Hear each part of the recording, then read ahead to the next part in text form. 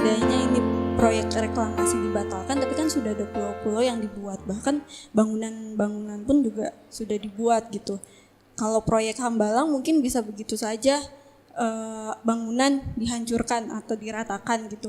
Nah, untuk pulau-pulau sendiri ini seperti apa Pak? Akan diapakan gitu ke depannya seandainya proyek reklamasi dibatalkan? Terus apakah akan ada dampak lingkungannya ke depannya seperti itu? Terima kasih. Ya, makasih Mbak Intan. Silakan Mas Efni. Perkenalkan, nama saya Helvi Moraza, saya sebagai Wasekjen DPP Partai Gerindra. Kita telah membahas reklamasi Jakarta, pertaruhan popularitas dan integritas Ahok. Kalau dari judul, kita lihat ini sepertinya judul bersayap, karena lebih banyak bisa diterjemahkan sebagai nuansa politik.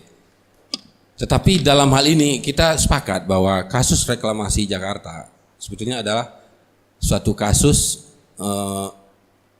hasil dari implementasi pelanggaran hukum, itu jelas. Karena beberapa ahli seperti katakanlah Ibu Susi menyatakan bahwa beliau punya hak untuk itu tapi tidak dilibatkan. Kemudian KLH juga. Kemudian terakhir Pak Mahfud menyatakan bahwa Pak Mahfud MD menyatakan bahwa harusnya ada perda. Kenapa ada pelaksanaan sementara masih proses ramperda aja belum? Gitu. Nah, kalau dari sisi kami sebagai partai politik ya menyikapi hal ini, biarkan ini bergulir menjadi kasus hukum. Kalau tadi Romo katakan bahwa sebaiknya Pak Jokowi untuk ambil ini, kemudian melakukan kebijakan yang dianggap perlu, kita setuju. Dalam artian begini, biarkan ini bergulir secara hukum. Kapan perlu Pak Jokowi bikin satu tim untuk khusus mengkaji ini, karena ini sudah merembet. Dan kalau ada teman-teman juga yang berpandangan ini tidak bagus ke politik, suka tak suka, komunikasi Ahok juga menyebabkan ini lari ke politik. Kenapa saya katakan demikian? Salah satu contoh, kemarin ada RDP pemerintah dengan DPR, di mana di situ menyimpulkan bahwa setuju dilakukan penundaan reklamasi di seluruh Indonesia. Kemudian Pak Ahok langsung komen, menyatakan bahwa ya boleh-boleh aja. Tapi apa berani itu Ibu Susi menghentikan ini?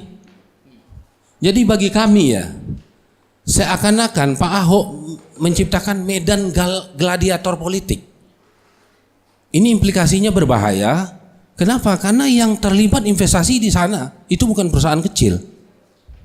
Itu perusahaan besar, suka tak suka mereka banyak menyokong perekonomian, pertumbuhan ekonomi yang terjadi selama ini.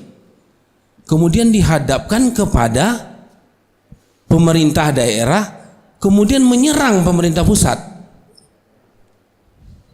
Ini adalah efek domino dari, kalau kita tarik ke belakang, kasus sumber waras juga seperti itu gitu loh. Jadi ya kita minta kepada Pak Ahok, tolong ciptakan iklim yang kondusif. Kalau memang ini kasus hukum, ya udah, nggak usah ngomong, nggak usah banyak ngomong, jangan dilariin ke sana ke sini. Ya kita nggak bisa menyalahkan publik ya, kita tidak bisa menyalahkan media, kita tidak bisa menyalahkan siapa-siapa. Karena perlakuan beliau lah yang menyebabkan ini lari kemana-mana. Kalau kita setuju, ini proses hukum dilakukan menurut hukum. Ini kajian yang melanggar beberapa aturan perundang-undangan di Republik Indonesia, ya monggo Pak Jokowi harusnya membuat satu tim, berapa menteri, apa segala macam, bikin saja. Nah kalau masalah apakah dilanjutkan tidak dengan reklamasi, nanti kan ada tinjauan ahli segala macam. Kemudian melibatkan seperti kata Romo, hearing DPR lagi sekian lama, kan tidak ada masalah.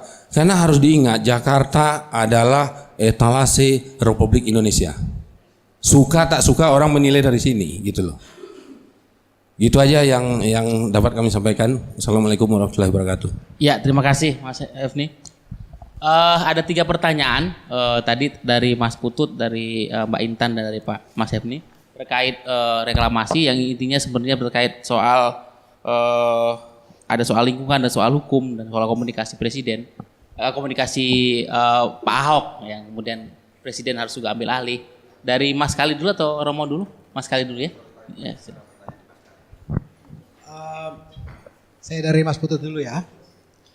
Yang mengatakan Kepres nomor 52/95 berlaku itu adalah Gubernur DKI Basuki Cahayapurnama, bukan Khalid Muhammad. Oke. Sebelum Basuki ada yang namanya bukan.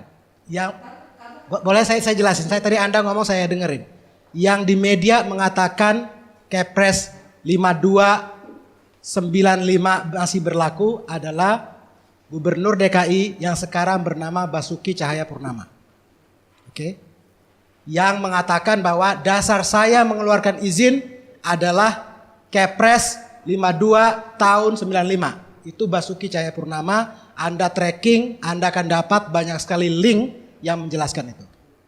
Saya tadi sudah mengatakan, ya, kalau Anda cermat dari tadi, ada nggak saya mengatakan Ahok? Saya selalu mengatakan Gubernur DKI Jakarta.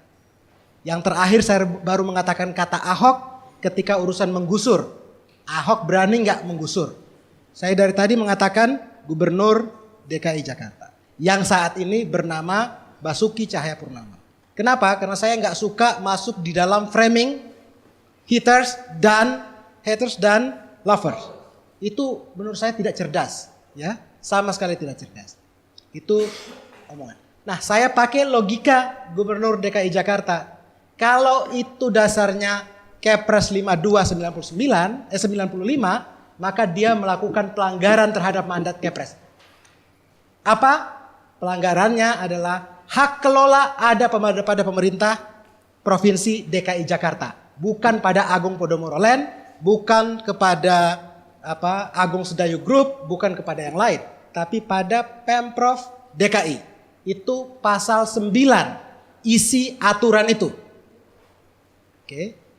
Yang kedua, yang mengatakan Kepres itu masih tetap berlaku adalah Perpres nomor 54 tahun 2008 mengatakan sepanjang tidak bertentangan dengan ini, Kepres nomor 52 tahun 95 masih tetap berlaku, limitatif. Itu pasalnya, bukan Khalid Muhammad, Pak. Ya. Nah, saya akan masuk kepada penjelasan pasal 69 dari Kepres nomor 54 tahun 2008. Pasal 69 peraturan peralihan mengatakan izin yang sudah, pakai bahasa premannya, bahasa Jakartanya, izin yang sudah kadung keluar harus menyesuaikan dengan Kepres nomor 54 tahun 2008 yang sudah kadung keluar. Ada nggak yang mengatakan izin yang belum keluar? Nggak ada, karena peraturan peralihan hanya menyebutkan izin yang sudah keluar. Itu artinya otoritas izin tidak lagi merujuk kepada Kepres nomor 52 tahun 95. Harus merujuk kepada Kepres 54 tahun 2008. Kalau merujuk kepada Kepres 54 2008, maka izinnya bukan pada Gubernur DKI Jakarta, tapi kepada Menteri. Kenapa? Saya jelaskan. Di dalam Kepres itu, di poin 1 menjelaskan bahwa menimbang bahwa berdasarkan peraturan pemerintah nomor 26 tahun 2008 tentang rencana tata ruang wilayah nasional, kawasan Jakarta, Bogor, Depok, Tangerang, Bekasi, Puncak, dan Cianjur ditetapkan sebagai kawasan strategis nasional. Ya. Mari kita lihat poin 5. Kawasan Jakarta, Bogor, Depok, Tangerang, Bekasi, Puncak, Cianjur yang selanjutnya disebut kawasan Jabodetabek Punjur adalah kawasan strategis nasional yang meliputi seluruh wilayah provinsi khusus ibu kota Jakarta. Gak dibilang daratan, Pak. Seluruh wilayah DKI Jakarta. Oke. sebagian wilayah Provinsi Jawa Barat dan sebagian wilayah Provinsi Banten. Itu bukan saya yang bilang, undang-undang ini. Jadi artinya ketika reklamasi dia harus rujuk kepada keputusan ini. Kalau keputusan ini karena itu adalah wilayah strategis nasional, maka yang berkewenangan mengeluarkan izin adalah Menteri Kelautan dan Perikanan dan bukan Gubernur DKI Jakarta. Pertanyaannya, apakah kita menjadi warga negara yang bersepakat melawan aturan hukum lantaran sosok gubernur sekarang sedang dicintai orang? Ini kan nggak logik. Itu yang saya bilang, jangan masuk ke dalam bilik mencintai atau membenci. Kita sedang bicara tentang aturan. Aturannya salah. Kalau ini dibiarkan, maka Batam yang sekarang mau reklamasi akan melakukan hal yang sama, melanggar aturan. Ya, Tanjung Benoa akan terus sedang dilawan orang. Palu, Makassar, Manado dan banyak sekali daerah reklamasi yang lain. Kenapa? Jakarta tadi ibu kota barometer bagi daerah yang lain. Soal ini investasi besar. Apakah kelantaran investasi besar kita semena-mena melanggar hukum? Yang menurut saya nggak bisa. Ini dihentikan, ditegakkan hukumnya, ditangkap orang-orangnya, baru diatur kembali. Kalau rakyat yang langgar hukum dihancurin kok, digusur kok. Ini rakyat nggak tertib hukum, masa karena investasi besar dibiarin? Nah, tentang nelayan, saya ketua pembina Kesatuan Nelayan Tradisional Indonesia. Saya tahu anggota saya di sana kerjanya apa. Dan reklamasi ini menghancurkan ekonomi mereka. Confirm. Ya, jadi Mas Utut, kita bisa pergi ke sana. Ya, bisa bicara dengan mereka, bicara dengan nelayan, supaya nggak seperti kata Gunawan Muhammad, masa orang miskin nggak bisa ngomong sendiri katanya. Nah, Mbak Intan ya, ini mau diapain kan udah kadung, ya kan? Pulau nanti kalau dibongkar dan seterusnya, nah itu yang saya anjurkan. Kemudian dibentuk tadi tim untuk dilakukan kajian lingkungan hidup strategisnya. Kalau dia harus dibongkar untuk dipulihkan, silakan. Atau ada rekomendasi teknis yang lain.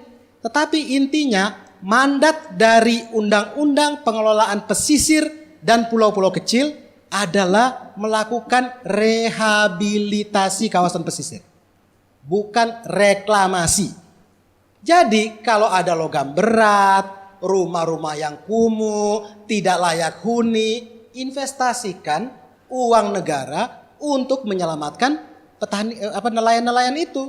Rehabilitasi, perbaiki. Sehingga kami datang dengan call pulihkan Jakarta. Jakarta harus dipulihkan. Nah, saya setuju dengan Romo tadi, memang harus datangnya dari presiden untuk call moratorium reklamasi. Kami melawan reklamasi ini bukan karena gubernurnya Basuki Cahayapurnama.